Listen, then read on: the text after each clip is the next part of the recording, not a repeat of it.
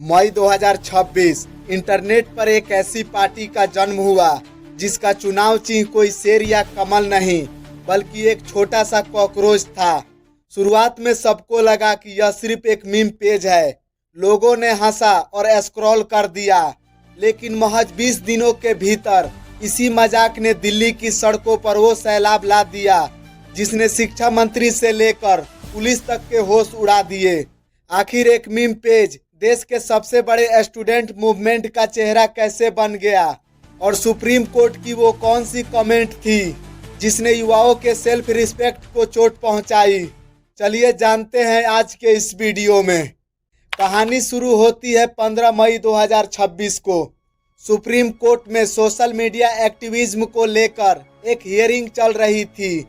इसी दौरान कोर्ट की तरफ से कथित तौर पर कुछ युवाओं की तुलना कॉकरोच और परजीवियों यानी कीड़े मकोड़ों से कर दी गई। भले ही बाद में यह क्लैरिफिकेशन आया, लेकिन देश के बेरोजगार युवाओं को लगा कि यह उनकी बेबसी का मजाक है।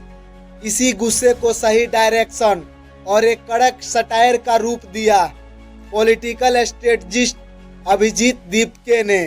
अगले ही दिन 16 मई को सीजेपी यानी कॉकरोच जनता पार्टी की नींव रखी गई, जिसका कॉन्सेप्ट था अगर सिस्टम हमें कॉकरोच समझता है तो हम कॉकरोच बनकर ही सिस्टम की कमियां बाहर लाएंगे।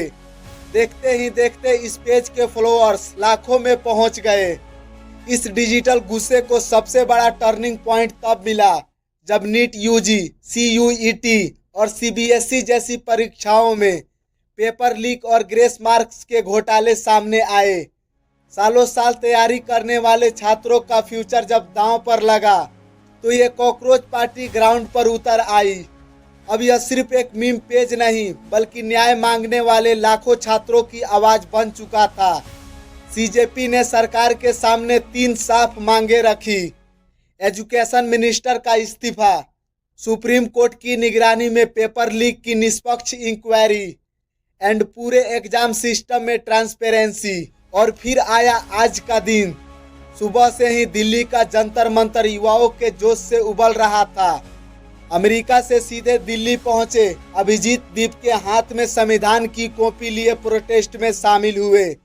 यह आंदोलन इतना बड़ा था कि जाने माने सोशल एक्टिविस्ट सोनम वांगचुक भी छात्रों का हौसला बढ़ाने ग्राउंड पर पहुंच गए। पुलिस अलर्ट पर थी, कुछ लोगों को हिरासत में भी लिया गया।